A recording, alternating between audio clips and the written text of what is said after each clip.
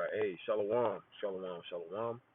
I'm the priest Wa from the GMS South Carolina Midlands camp, coming back with a quick lesson through the Spirit and through the power of Yahweh Bahasham Yahweh Shai Bahasham Rakakodash. Before I get started with this lesson, I want to give all praises, honor, and glory. Call Haloyam La Yahweh Bahasham Yahweh Shai Bahasham Rakakodash. Secondly, of course, I want to give double honors to my apostles and to my elders of great millstone that rule well, which taught me this truth, who are the true leaders of Israel today. And also peace, love, blessings, and salutations to the elect, man. All right, shalom. Shalom to the few sisters, the Akwaf, that listen to follow this truth in silence and sincerity. Shalom to you sisters, to you Akwaf, and also shalom to the Israelite foreigners who don't have the typical appearance of being a Hebrew Israelite, but spiritually their line goes back to being a Hebrew Israelite, man. Because at the end of the day, it's all spiritual, right? And in this lesson, I want to just touch on how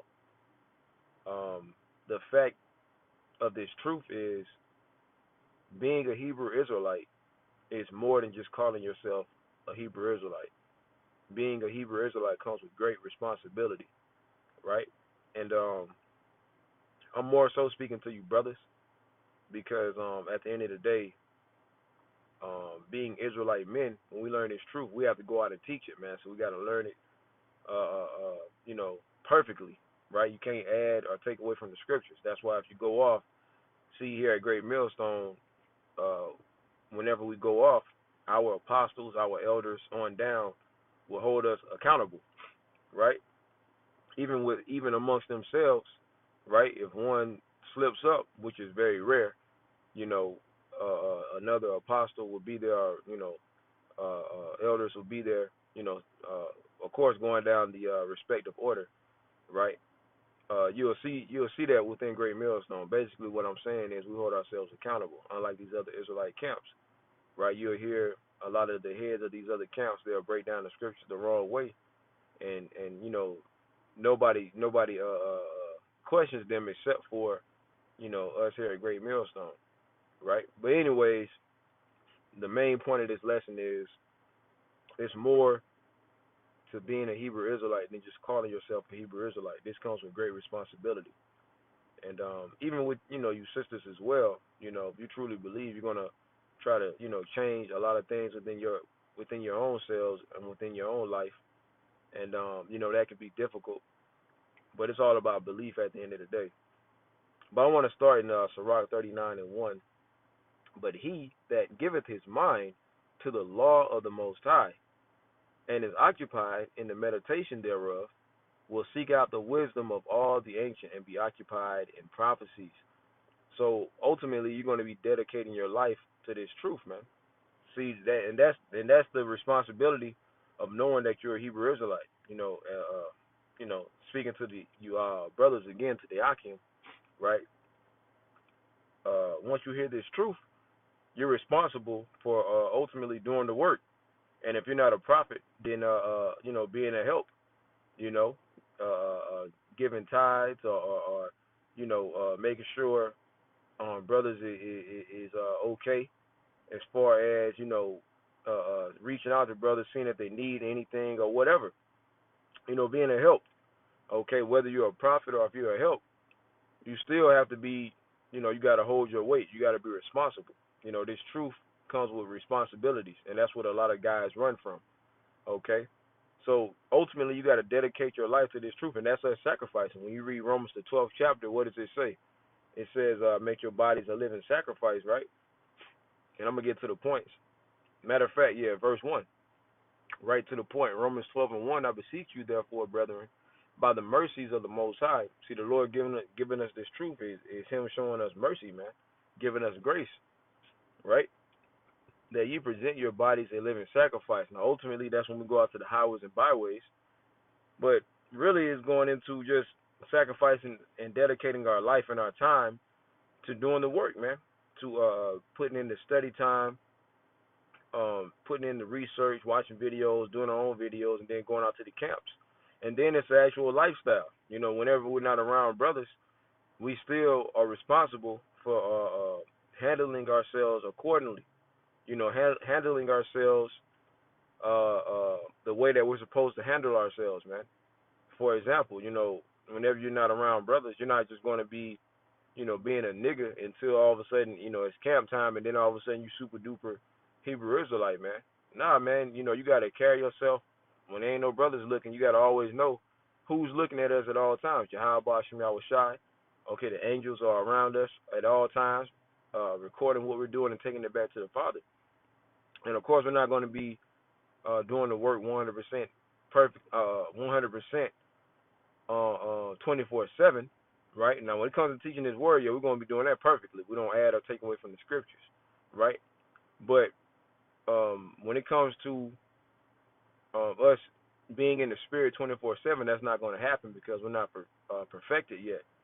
But you do want to have the majority of your time where you're either doing the work, praying, talking to the Lord, thinking about the truth.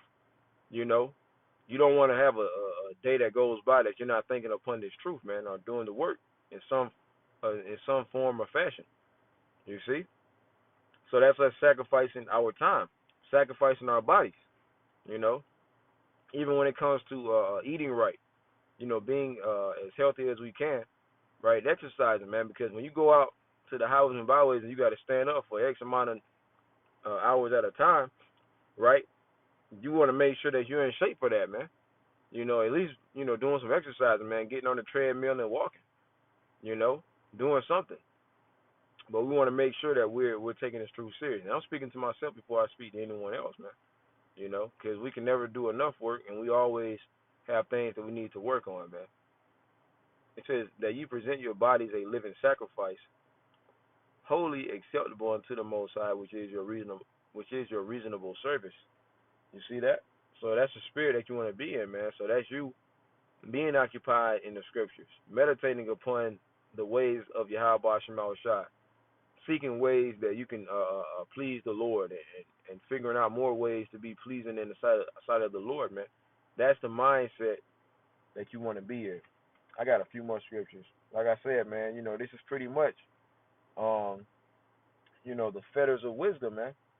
Okay, this truth is pretty much, and we're servants unto Yahweh Shem Shai, unto doing the work, man. Okay. As a matter of fact, since I said that, let's stay in the book of Sirach, and let's go to chapter 6.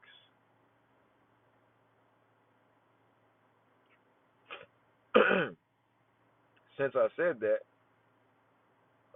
because this truth is the ultimate wisdom, I'm going to start at verse 6. Sirach 6:22, and I'm going down to verse 24. For wisdom is according to her name, and she is not manifest unto many. Everybody ain't going to be able to receive this true wisdom, knowledge, and understanding of the Lord, man. Only the remnant. Give ear, my son, receive my advice, and refuse not my counsel. Yeah, man, when we our best examples in real time is our apostles, right? We see how they carry themselves when it comes to doing the work. The diligence, the exhortation, being very studious, going into the words, going into the different languages, going into the different texts, going into the history. We're seeing the way that our apostles do it, and we apply that unto ourselves, man. Okay, and then whenever we go off, we listen to them. They may not even be saying anything to you directly, but they may be just making a video on rebukes, and a lot of times you can get cut. That's pretty much receiving wise counsel, because they'll tell you what you're not doing right, and give you and tell you how to do things correctly, as far as how you living, how you carrying yourself, and how you are doing the work, man. If you slip up, they'll get on you about it, and you don't want to refuse that counsel. You see, and put thy feet into fetters. Now this is the point, right? Because like I said, we're pretty much servants unto doing this work, man. Okay, and put thy feet into her fetters, and thy neck into her chain. You're being bounded. Bow down thy shoulder and bear her, and be not grieved grieved with her bonds. So this truth is not supposed to be a burden unto us, man. It's not supposed to be grievous, right? Because at the end of the day, this is the Lord showing us mercy, giving us mercy, okay? And ultimately, we're supposed to be thankful for that, man, okay? So when it comes with us doing the work and having this responsibility, we're supposed to, take this work cheerfully and go out and do the work, man, and do it cheerfully. You see, come unto her with thy whole heart, with your whole mind, man, not having any doubt, because doubt is wickedness. That's a sin, man, to doubt the Lord, man. So we believe in this truth wholeheartedly, meaning we're going to go as hard as we can, and keep her ways with all thy power. Search and seek, and she shall be made known unto thee. And when thou hast got hold of her, let her not go. Hey, hold on to this truth, man. Okay? Psalms 51:11. We pray that the Lord take not his Holy Spirit from us, man. So we got to hold fast unto this truth.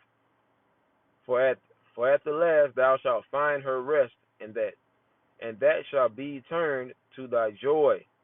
Then shall her fetters be a strong defense for thee, and her chains a robe of glory. You see that? So this is the importance of wisdom. This is the important. This is what comes with being a Hebrew Israelite, man. Right? We're gonna be bounded to doing the work, but then we're gonna be able to use it as a defense in how we carry ourselves, how we live our lives, man. When we go out to the highways and byways, being able to defend the gospel correctly. That's what this truth is about, man. You know, you got guys in this thing that think it's all about just wearing fringe T-shirts and making rap videos and going to the Passover and partying and just knowing that you're a Hebrew Israelite. You know, you'll say a little knowledge here and there just to seem super deep. A lot of guys is in this thing just to get women. You know, they're being PC Israelites for money. They're not going to make it, man, because they don't truly understand what this truth is about. Let me get one more. Let's get 2 Timothy chapter 2, verse 15. Study to show thyself approved unto the Most High. If we are the elect, we don't know if we are the elect, right? But we want to make sure that we're doing the things that the elect will be doing. And the elect, what would they be doing? Going out to the camp, teaching, doing the work, putting their study time in, not adding or taking away from the scriptures, praying to the Lord, calling upon the name of the Lord, you know, and just being in the spirit. Study to show thyself approved unto Yahweh Shema Shai, a workman that needeth not to be ashamed, rightly dividing the word of truth. You know, making sure that we're on point. Okay, so we got to study to make sure that we're on point, man. I'm gonna grab one more and I'm gonna close out. Let's grab 2 Peter chapter 1 verse 10. Wherefore the rather, brethren, give diligence. Got to be diligent, studying, putting in the work, putting in the research, looking up the current events, filtering them through the scriptures, letting us know the times that we're in. Give diligence to make your calling and election sure. See, doing the things that the elect will be doing. For if you do these things, ye shall never fall. So it's more to being a Hebrew Israelite than just calling yourself a Hebrew Israelite, man. Right? Being a Hebrew Israelite comes with a major responsibility. Lord willing, this lesson was edifying, man. Till next time, I want to say shalom.